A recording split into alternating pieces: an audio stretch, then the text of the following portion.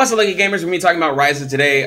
Just basically going to be talking about her skills, how you can use her, where you can use her. I know a lot of you guys probably already have her, or you're saving for Lila, but Ryza is actually pretty good, especially if you put a little bit of thought into her kit and where you can use her. So we're going to talk about basically some just different gear sets and PvP and PvP.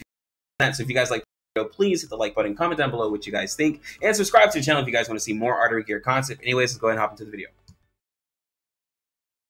Alright guys, so Ryza, first up with her skill 1, she deals damage equal to 106% attack to a single enemy with a 50% chance probability to neglect accuracy and mark them for 2 turns.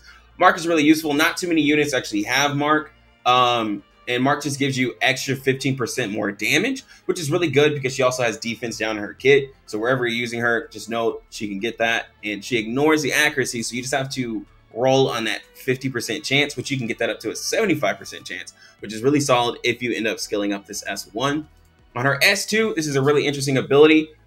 She split 30% of the damage received ally with the first ally in slot 1. When an ally is under attack, gain 20 energy storage. If the energy reaches 100, launch an additional follow-up attack with Omnipotent Alchemy. Omnipotent Alchemy consumes all energy, deals damage equal to 79.5% of her attack to all enemies, with a 50% probability to inflict defense drop for 2 turns. When makes a critical hit, the critical damage is increased by 20%. So if any of you guys play Epic 7, this is honestly just like SSB, right? This is a really good ability. For 1, it protects the person that's in slot 1. For 2, she has a really nice, efficient way of getting her energy, and she has a counter basically that gives a defense drop, which is always nice, and she gets extra damage if it crits, which is a DPS. You're pretty much going to be having high crit anyways, right? So this is just extra damage, but it also protects that ally in spot 1. The ally in spot 1 could be somebody who's buffing for you, healing for you, anything like that. It helps out, right?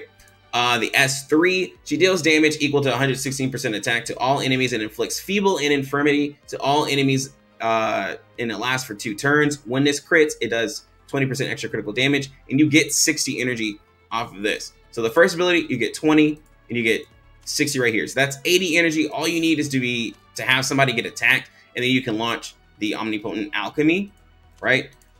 This ability, it can stop them from healing, and the buffs are no longer effective except for the existing ones. So what this tells me is that you can actually use her for Iron Maiden. If you get Ryza, you can get rid of your Gray, and you can use her. Or you can use Gray and her together in Roko and a healer, like however you want to do it. For me, I'm tired of using Gray. I want to use somebody else. So I could use her and Milvis on my team, or I could try both of them at the same time. It doesn't really matter, right? As of for gear, I just put the 6-star set that we all get for free. I haven't really been farming any gear, so this is kind of relatable gear. It puts her at 7,900 HP. It is a little low, honestly, on the HP. So at level 50, I'd probably recommend getting her to 60. That way she can get up above, like at least up to like 8,500 HP, because this is really, really low. Puts her at 149 speed. 149 speed is all right for people. Although this 6-star set gives you the speed main stat, you really want this to be like flat attack, or if you're a mad lad, percent attack. Either way, you want it to be something other than speed, because typically you're using somebody who's pushing up your people with action bar manipulation. So you always have that. It does put her crit only at 72%, so you do probably want to get rid of these blue substats to get at least a purple. That way you can get at least 85% crit, preferably 100%, because she does benefit from that. But the crit damage is sitting really nice at 272. That way, with her extra 20%, she's going to be at 292, which is almost 300% damage. And she has 36% status accuracy, which isn't the best, but it's also not the worst for her defense down and her anti-heal and all that. So you can put some more status accuracy on her if you want to, but this is pretty much where she's sitting. She does have a unique equipment. I haven't, got into that, but we can go ahead and get that for her. You can kind of see where she's at, because I was going to level it anyways. So at level 1, you'll get the follow-up damage is equal to 42% attack to all enemies, and the follow-up damage pierces 70%. I believe you get the extra 70% at level 10 for the extra upgrade, and right now it's just doing the extra damage. But as normal, for whenever you level up a unique equipment, this one you're actually going to need her armament applications, which is really interesting. And then for when you do the level breakthrough, it's actually going to take skill up. So this one's a lot different compared to my Milvis,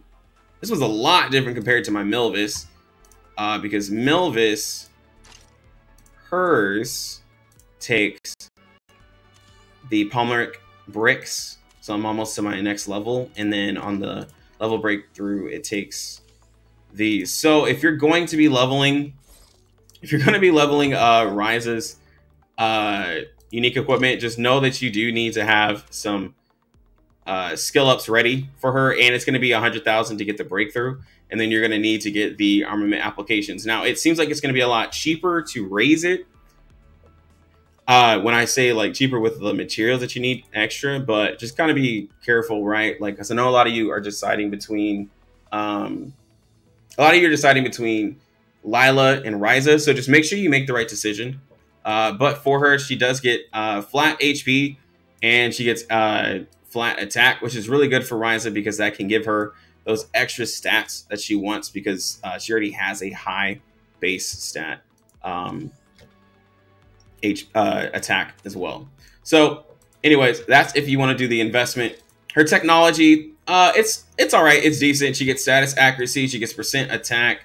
On the phase 3, that's where she can get the neglecting accuracy on her S1, and then phase 6 she gets extra percent attack. It's not bad, you know, if you choose to put her at level 60. So I probably will be maxing her out to level 60. I just have her at 50 because I just kind of rushed to level her, and I know a lot of people don't like to make that jump from 50 to 60 anyways. So we're gonna go ahead and show kind of where we can put her, like Iron Maiden.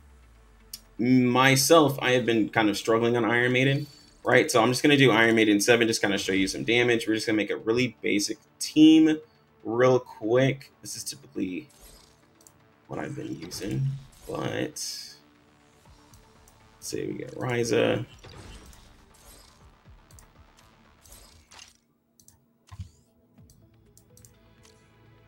Let's see.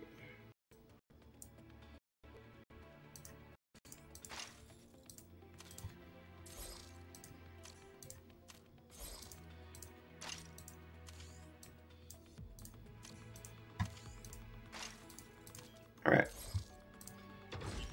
And then Roko, she just wants to be fast.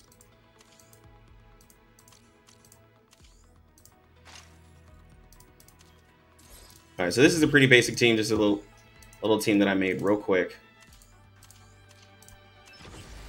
just so that we can show off.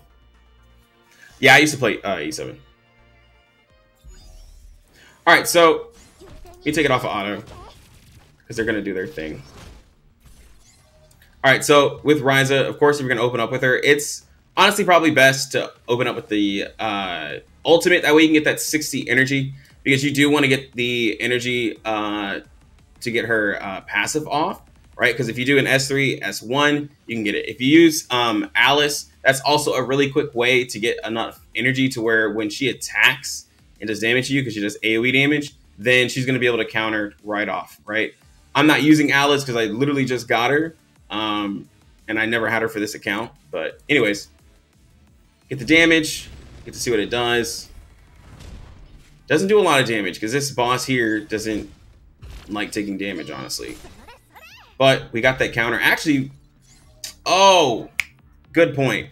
The passive you get is based off of everybody taking damage. So she's really good for fighting this boss. I forgot because it says, because when I first read it, it said when the person who was in slot 1 gave you the extra. For here, it seems like she's going to counter every time. And we can make sure of that. But it seems like she's going to counter every single time. Just want to test that.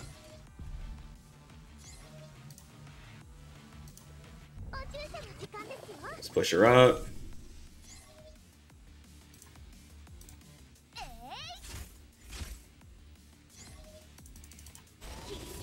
Oh my god. Okay, well, I failed that.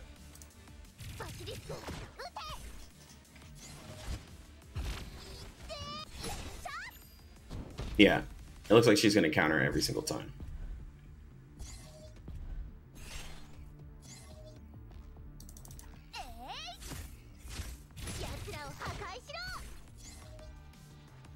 Let's make sure I'm actually ulting on the Iron Maiden.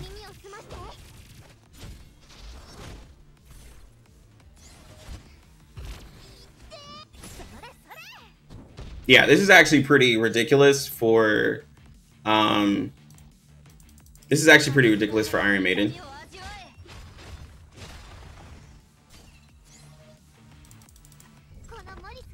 So if you were struggling on Iron Maiden, this is definitely a character to use. And for me, I need a lot of Iron Maiden pieces, so this is honestly perfect. And I'm not even in danger of dying. And this is, of course, on 7. But if I were to optimize,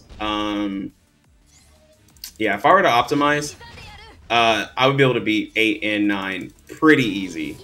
Like, this is insane. You get to, with Roko, of course, get extra anti-heal. Like, look at this. Like, this is ridiculous. Now we have the ult back.